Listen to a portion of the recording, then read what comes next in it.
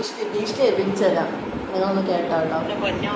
മറ്റേ ലൈവ് ഇട്ട് എന്തിനു പറഞ്ഞാൽ ഞാൻ പേടിക്കണം വെട്ടൊന്നുമല്ല കേട്ടല്ലോ. ഞാൻ അത്ര ഇങ്ങോട്ട് പേടിച്ച് മാറി നിൽക്കുന്ന വെട്ടൊന്നുമല്ല. ഞാൻ പേടിച്ചിട്ട് കാല് വിളിച്ച് കാഴ്ച നീ എന്താ കൂടി പോയത് എന്താ നീ ചീത്ത കളിക്കുന്നത് എന്റെ അമ്മ ചീത്ത കളിക്കുന്നത് നീ ഒരു തെറ്റോ എനിക്കൊരു മൈനുമില്ല. ഓക്കെ നീ തെളിഞ്ഞ അപ്പുറം നിന്നെ പറയും കേട്ടാ. കാരണം നിന്റെ സ്വഭാവം അതാണ്. നാട്ടുകാരും എനിക്കെല്ലാം നെഗറ്റീവ് ഉള്ളത് നിൽക്കാണ് ഞാൻ ഒരു വീടിട്ടപ്പോ എനിക്ക് മനസ്സിലായി കേട്ടോ.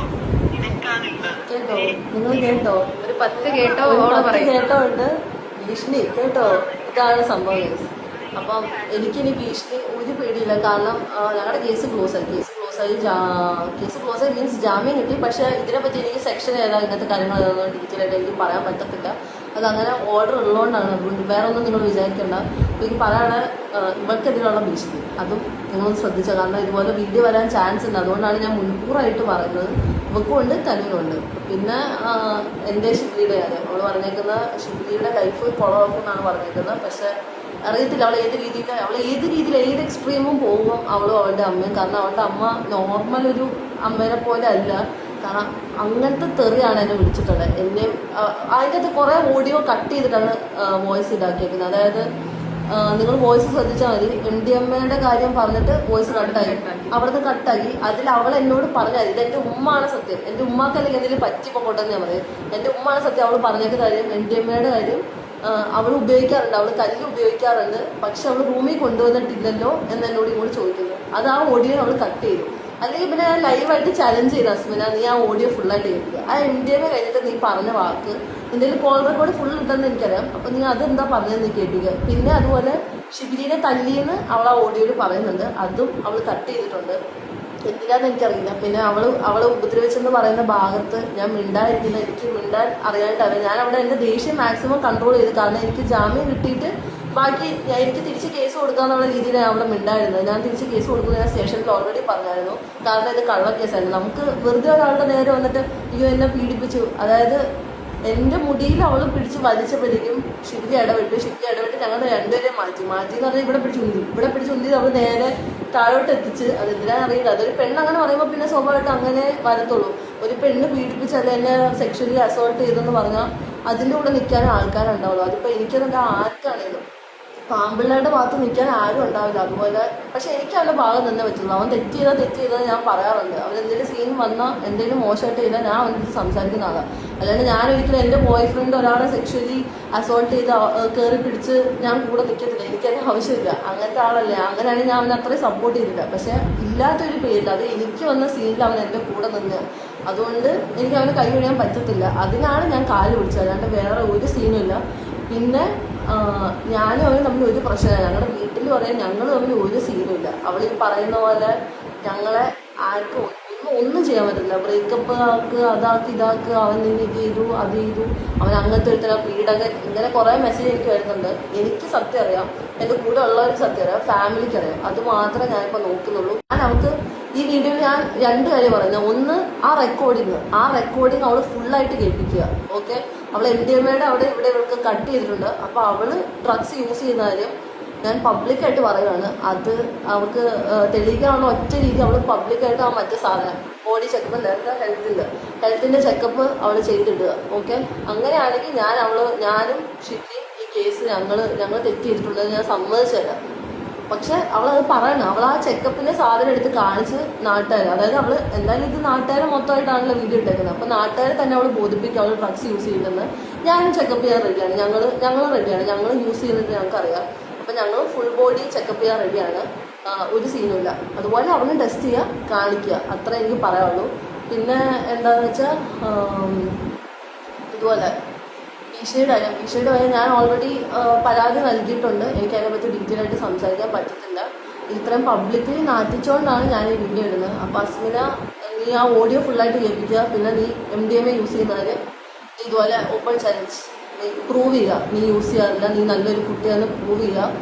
പിന്നെ എനിക്ക് കുറച്ച് പൈസ തരാനുണ്ട്. അത് ഞാൻ വിട്ടു. എനിക്ക് വേണ്ട.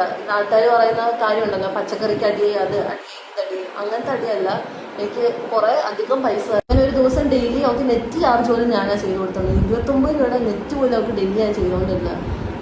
അത് ഞാൻ കണക്ക് പറയുന്നില്ല, പക്ഷെ ഒരാളെ നമ്മളെ സഹായിക്കുമ്പം ആ ആളെ തന്നെ ഇട്ട് കുത്താണ്ടിരിക്കുക. ഇവളുടെ ഇത്രയും നാളത്തെ ബെസ്റ്റ് ഫ്രണ്ട് ആയതോട് അവളെ പറ്റി എന്തൊക്കെ കേട്ടിട്ടും അവളുടെ കൂടെ നിന്നതാണ്. അപ്പം അവളെ ഇങ്ങനെ ഭീഷണിപ്പെടുത്തുന്നത് ഭയങ്കര ശോകം പരിപാടിയാണ്.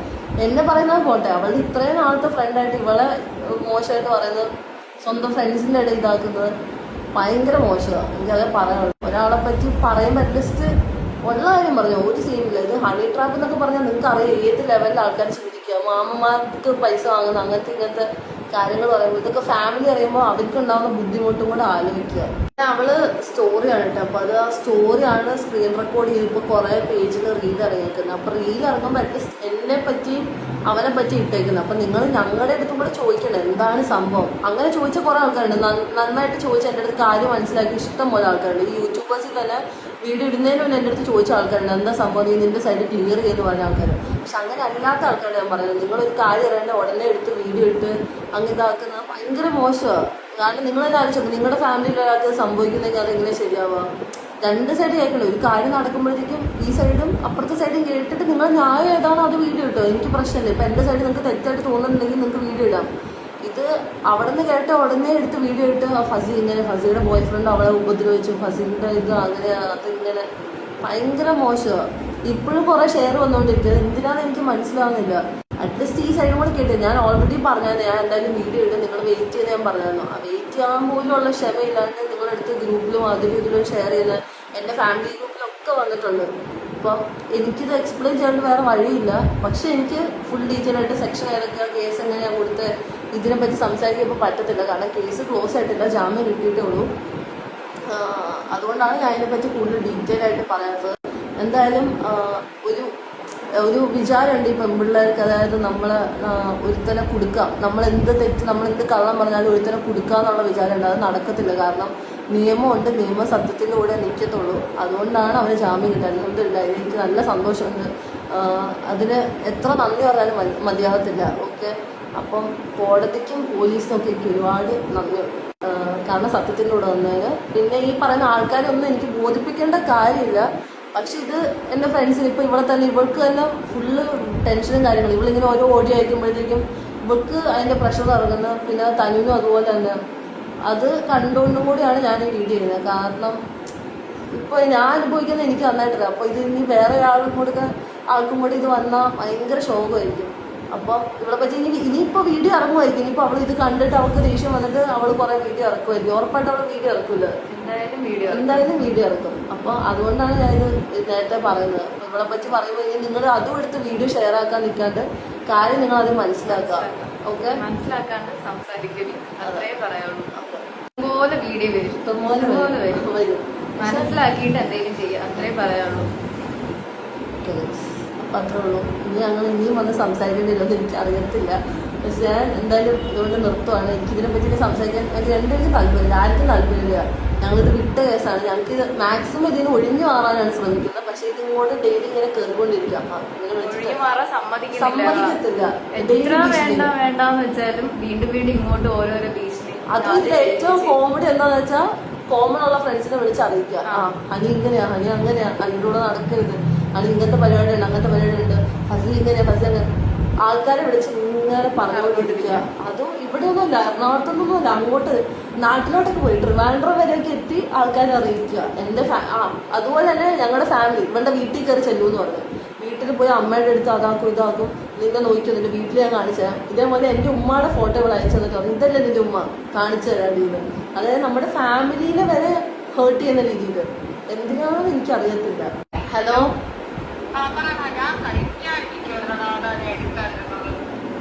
ആണ് ഓക്കെ, ഇത് വീഡിയോ റെക്കോർഡിങ്ങാ. ഓക്കെ, അപ്പൊ നീ പറഞ്ഞോ, പറഞ്ഞു. സംഭവം എന്താന്ന് വെച്ചാ ഈ അസ്മിന എന്ന് പറഞ്ഞിട്ടുള്ള ഈ പെൺകൊച്ച് എന്റെ കൂടെ 8th വരെ പഠിച്ച. അപ്പൊ ഇവിടെ ഇതേപോലുള്ള അവളെ വീട്ടില് ഒരു ഇഷ്യൂ ആയിട്ട് അവളെ അമ്മയായിട്ട് കുറച്ച് പ്രശ്നങ്ങളൊക്കെ ആയിട്ട് ഇവളെന്തോ ഡൽഹിയിൽ കൊണ്ടുപോയിട്ട് ആർക്കോ കൊടുക്കാൻ നോക്കി. അങ്ങനത്തെ ഒരു സംഭവം പറഞ്ഞിട്ട് എന്നെ വിളിച്ചിങ്ങനെ പറയുമായിരുന്നു, എടി എനിക്ക് ഇവിടെ നിൽക്കാൻ വയ്യാന്നുള്ളത്. എന്നിട്ട് ഇവിടെ ജോലി നോക്കാനെന്ന് പറഞ്ഞിട്ട് ട്രിവാൻഡ്രത്തോട്ട് വന്നതാ. എന്നിട്ട് അവർക്ക് അന്ന് തന്നെ പോകാൻ പറ്റില്ല തിരിച്ച്, രാത്രി ആയതുകൊണ്ട്. അപ്പൊ എന്റെ വീട്ടില് നിൽക്കുമായിരുന്നു. എന്നിട്ട് അന്ന് ഇവിടെ അമ്മ വിളിച്ച് ഒത്തിരി ഇഷ്യൂ ഒക്കെ ഉണ്ടാക്കി, നമുക്ക് വീട്ടിൽ പോകാൻ പറ്റാത്ത അവസ്ഥയൊക്കെ ആയിട്ട് ഇവളിങ്ങനെ പറഞ്ഞു ഇവൾക്ക് വീട്ടിലോട്ട് പോകാൻ പറ്റത്തില്ല, അവളമ്മ ഇങ്ങനെയാണെന്ന് വെച്ചാൽ അവള് ഇവിടെ ജോലി നോക്കി ഇവിടെ നിൽക്കാന്നുള്ള ഇതിലാണ് നിന്നത്. എന്നിട്ട് ഇങ്ങോട്ട് വന്ന് പിന്നെ അവർക്ക് എന്താ അങ്ങോട്ട് പോകണ്ട എന്നുള്ള കാര്യങ്ങളൊക്കെ പറഞ്ഞ് ഇവിടെ ഞാൻ പറഞ്ഞ അങ്ങനെ എത്രയായാലും ഒരു പെൺകുച്ച് സ്വന്തം അമ്മ ഇങ്ങനെ ചെയ്തു എന്ന് പറയുമ്പോൾ സ്വാഭാവികമായിട്ട് നമുക്കത് കേൾക്കുമ്പോൾ ഒരു വിഷമാവും. അപ്പൊ ഞാൻ അടുത്ത് പറഞ്ഞ അങ്ങനെയാണെങ്കിൽ നിൽക്കേണ്ടതുള്ള കാര്യമാണെങ്കിൽ നമുക്ക് ഇതാ കേസായിട്ട് പോവാന്നുള്ളത് പറഞ്ഞപ്പോ അവക്കും അത് തന്നെയായിരുന്നു. അവൾ എന്നിട്ട് ഇങ്ങോട്ട് പറഞ്ഞ് അങ്ങനെ ഇവിടെ ട്രിവാൻഡ്രത്ത് മെഡിക്കൽ കോളേജ് സ്റ്റേഷനില് ട്രിവാൻഡ്രത്തെ ഏത് സ്റ്റേഷനിലോ? മെഡിക്കൽ കോളേജ് ട്രിവാൻഡ്രത്ത് മെഡിക്കൽ കോളേജ് സ്റ്റേഷനിൽ എന്റെ വല്യച്ഛൻ അവിടെ വർക്ക് ചെയ്യുന്നുണ്ട്. അപ്പൊ വല്യച്ഛന്റെ അടുത്ത് ഇങ്ങനെ പറഞ്ഞിട്ട് ഞങ്ങൾക്ക് ഇവിടെ കോണ്ടാക്ട് ഒന്നും വേറെ അവരുടെ അടുത്തും ഈ ഒരു കാര്യം അങ്ങനെ പുറത്തും പറയാൻ പറ്റാത്ത ഒരു കാര്യം ആയതുകൊണ്ടും ഞാൻ ഇങ്ങനെ എന്റെ ഫ്രണ്ട് ആയതുകൊണ്ട് ഞാൻ എന്റെ വല്യച്ഛന്റെ അടുത്ത് പറഞ്ഞിട്ട് അവിടെ നിന്ന് SI ഇങ്ങനെ കിളിമാനൂർ സ്റ്റേഷനിലോട്ട് കണക്ട് ചെയ്തത്. കരിയപ്പോൾ അവിടെയാണ് താമസിക്കുന്നത് കിളിമാനൂർ. അതിനെ കണക്ട് ചെയ്തിട്ട് ഇവള് പിറ്റേ ദിവസം സ്റ്റേഷനിൽ പോയി. എന്റെ വീട്ടിലായിരുന്നു ഇവള് നിന്നുകൊണ്ടിരുന്നത്. സ്റ്റേഷനിൽ പോയിട്ട് അവൾ അമ്മയായിട്ട് അവൾക്ക് അവിടെ പറ്റത്തില്ല എന്നുള്ളതിൽ നിൽക്കാൻ പറ്റില്ല എന്നുള്ള രീതിയിൽ എഴുതി വെച്ചിട്ടാണ് അവള് വന്നത്. ഞങ്ങളുടെ കൂടെ സ്റ്റേഷനിൽ എഴുതി വെച്ച് സ്റ്റേഷനിൽ എഴുതി വെച്ചു എന്നാണ് എന്റെ അടുത്ത് പറഞ്ഞത്. എഴുതി വെച്ചിട്ട് തന്നെ ആയിരിക്കും വന്നത്, അല്ലാതാണെങ്കിൽ ഇവിടെ നിൽക്കാൻ പറ്റത്തില്ലല്ലോ, അതിനനുസരിച്ച് പ്രശ്നമാവത്തില്ലേ. എഴുതി വെച്ചിട്ടാണ് അവൾ ഇവിടെ ട്രിവാൻഡ്രത്ത് വന്ന് നിന്നത്. എന്നിട്ട് എന്റെ വീട്ടില് അവൾക്ക് സഹായിക്കാൻ വേറെ ആരും ഇല്ലല്ലോ എന്നുള്ളതിൽ ഞാൻ എന്റെ അമ്മയും മാത്രമാണ് വീട്ടിലുള്ളത്. എന്റെ അച്ഛനും അമ്മയും സെപ്പറേറ്റഡ് ആണ്. അപ്പൊ എന്റെ അമ്മയുടെ കൂടെ ഞങ്ങൾ രണ്ടുപേരും കൂടെയാണ് ഇവിടെ നിന്നത്. ഫുൾ ഫുഡ് കാര്യങ്ങളെല്ലാം വീട്ടിൽ നിന്നായിരുന്നു. ഫസ്റ്റ് ഒന്നും കുഴപ്പമില്ലായിരുന്നു. പിന്നെ ആയി ഇവക്ക് രാത്രി പുറത്ത് അങ്ങനെ ഒരു ടിപ്പിക്കൽ മലയാള ഫാമിലി അറിയാമല്ലോ, വീട്ടിൽ സ്ട്രിക്റ്റ് ആയിപ്പോ സ്വാഭാവികമായിട്ടും രാത്രിയൊക്കെ പുറത്തു പോകാൻ നേരത്ത്. അപ്പൊ അമ്മ പറഞ്ഞു ഇത് ശരിയാവത്തില്ല. അതുപോലെ അവളെ അമ്മ ഈ അസ്മിനയുടെ ഉമ്മ ഭയങ്കര പ്രശ്നമായിരുന്നു. വിളിച്ചിട്ട് ഒത്തിരി ഇങ്ങനെ അവളെ ഉമ്മയോട് ചോദിച്ചു നിങ്ങൾ എന്നെ കൊണ്ട് കൊടുത്തതല്ലേ, വേറൊരാൾക്ക് കൊണ്ട് കൊടുത്തില്ലേ, നിങ്ങളൊരു തളയാന്നൊക്കെ ചോദിച്ചാൽ അവർ ഒത്തിരി പ്രശ്നം ഉണ്ടാക്കി. അവളെയും ഭീഷണിപ്പെടുത്തി. ഇവളെന്റെ കൂടെ ആണെന്നുള്ള ഒരിത് അറിഞ്ഞിട്ട് ഇവര് എന്നെ വന്ന് വീട്ടിൽ വന്നവര് ആൾക്കാരെ വിട്ട് ഓരോ ചെയ്യിക്കും, അവളെ ജീവനോടെ വെച്ചിരിക്കത്തില്ല എന്നൊക്കെ പറഞ്ഞ ഒത്തിരി ഇതൊക്കെ ഉണ്ട്. അതെല്ലാം ഈ പറയുന്ന ഹസ്മിന എന്ന് പറയുന്ന പെൺകൊച്ചിന് ആ സമയത്ത് ആരും ഇല്ലായിരുന്നു. അതിന് ഞാനൊരു ഹെൽപ്പ് ചെയ്തിട്ട് അവളും എന്റെ അടുത്ത് ഇപ്പൊ ഈ ചെയ്ത പോലെ തന്നെ ഹസ്മിനായിട്ട് ചെയ്ത പോലെ തന്നെ അവൾ എന്റെ അടുത്ത് ചെയ്തതാണ്. എന്നുവെച്ചാൽ എന്നെ പറ്റി കുറെ അനാവശ്യം പറഞ്ഞ്, എന്റെ അമ്മയെ പറ്റി ഒത്തിരി അനാവശ്യം പറഞ്ഞു, എന്റെ ഫ്രണ്ട്സിന്റെ അടുത്ത് ഒക്കെ ഒത്തിരി പറഞ്ഞു. കാര്യം എന്റെ അച്ഛനും അമ്മയും സെപ്പറേറ്റ് ആയിരിക്കുന്നോണ്ട് തന്നെ അവൾക്ക് എന്തും പറയാന്നുള്ള രീതിയിൽ ഒത്തിരി പറഞ്ഞാണ്. ഇതുപോലെ എനിക്കൊരു കുഞ്ഞുണ്ട്, അവളെ അമ്മയുടെ അനിയത്തി.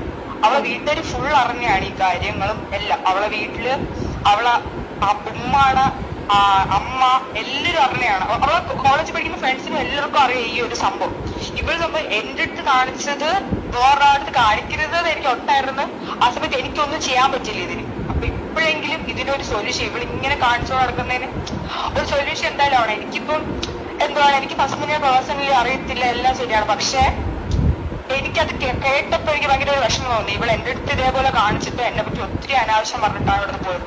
അവൾക്ക് ആ കറന്റ് അവൾക്ക് നിൽക്കുന്ന സമയത്ത് അവളെ കാര്യം നടക്കാം എന്നുള്ള അല്ലാതെ ഇതൊരു ഹണി ട്രാപ്പ് പോലത്തെ അതിന്റെ വേറൊരു സെറ്റപ്പിൽ അവൾക്കുള്ള സ്വന്തം കാര്യം കാണാൻ വേണ്ടി ആരെടുത്ത് വേണോ നിൽക്കാം എന്നുള്ളൊരു ക്യാരക്ടറുള്ള ഒരു പെൺകുട്ടിയാണ് ആ കൊച്ചി. എനിക്കും ഇപ്പോൾ ചെയ്തതിൽ അവളെ ഭാഗത്തേക്ക് വെച്ചെന്നാണ് എനിക്ക് തോന്നുന്നത് കേട്ടിട്ട് കാര്യങ്ങളൊക്കെ കേട്ടിട്ട്. കാര്യം എന്റെ അടുത്ത് ഇവിടെ ഇതേപോലെ കാണിച്ചിട്ടാണ് പോയത്. ഇപ്പൊ കോൺട്രവേഴ്സി ആവുകയാണെങ്കിലും ഇപ്പൊ എനിക്കൊരു ഇതാവുകയാണെങ്കിലും ഈ വീഡിയോ ഞാനിപ്പോ ഇതിൽ സംസാരിച്ചൊരു ഒരു കോൺട്രവേഴ്സി ആവുന്നെങ്കിൽ പോലും എനിക്കൊരു പ്രശ്നമുള്ള കാര്യമല്ല. കാര്യം എത്രയായാലും സത്യം പുറത്തു വരണം, അത്ര തന്നെ ഉള്ളൂ. ആടി ഓക്കെ, ഞാൻ വിളിക്കാലോ, വീഡിയോ എടുക്കുമായിരുന്നു. ഓക്കെ ഓക്കേടാ.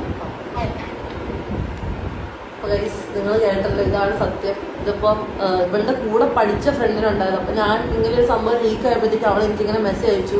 അവൾക്ക് എന്നെ അറിയത്ത പോലില്ല. എന്നിട്ട് അവൾ എനിക്ക് നമ്പർ തന്നിട്ട് കുറച്ച് കാര്യം പറയാനുണ്ടെന്ന് പറഞ്ഞ് അത് ഞാൻ സംസാരിച്ചപ്പോഴാണ് ഇതേ സെയിം സംഭവം. അതായത് ഇപ്പം അമ്മയും മോളും ഒരുമിച്ച്, അമ്മയും മോളും ഇപ്പം വലിയ മറ്റേ സീരിയലിൽ നടക്കുന്ന പോലെ കാണിക്കുന്നുണ്ട്, ഭയങ്കര സ്നേഹം കാര്യങ്ങളും. ഇവളുടെ സ്വന്തം അമ്മ ഇവിടെ പോയി വിറ്റതാണ്. നിങ്ങളൊന്ന് ആലോചിച്ച് നോക്കണം, അത് എന്തൊരു അവസ്ഥയാണ്. ആ അമ്മേനെ തന്നെ ഇപ്പോൾ അവൾ കൂട്ടുപിടിച്ചിട്ടുണ്ട്. നിങ്ങളൊന്ന് ആലോചിച്ച് നോക്ക്, സ്വന്തം അമ്മ മോളെ സെക്ഷലി വേറെ ആൾക്ക് വിറ്റിട്ട് ഇപ്പൊ ആ അമ്മയാണ് എന്നെ വിളിച്ച് ചൂടായിരിക്കുന്നത്. അത് എന്നിട്ട് അവർ എന്നോട് ചോദിച്ചൊരു കാര്യമുണ്ട്, 10 ലക്ഷം രൂപ എന്ന കേസ് പിൻവലിക്കാന്ന്. അപ്പൊ നിങ്ങൾക്ക് ആലോചിക്കും ഇവർ എന്തിനാ ഇങ്ങനെ ചെയ്യുന്നത്. പൈസക്ക് വേണ്ടിയത് ഏത് പൊട്ടനും മനസ്സിലാവും. ഓക്കെ, അപ്പം ഈ 10 ലക്ഷം രൂപയുടെ കാര്യം അതും ആ വോയിസിലുണ്ട്. അത് അവൾ റെക്കോർഡ് ചെയ്യുന്നതിലുണ്ട്. അത് അവൾ ഇട്ടിട്ടില്ല, എന്താണെന്ന് എനിക്കറിയത്തില്ല. അവൾ റെക്കോർഡ് ചെയ്യുമ്പോഴത്തേക്കും ഫുൾ ഓഡിയോ കേൾപ്പിക്കുക അസ്മിന. എനിക്കതാണ് പറയാനുള്ളത്. ഇതേപോലെ ഇവൾ എത്ര പേരോട് ചെയ്തിട്ടുണ്ടെന്ന് എനിക്കറിയത്തില്ല. ഇവളുടെ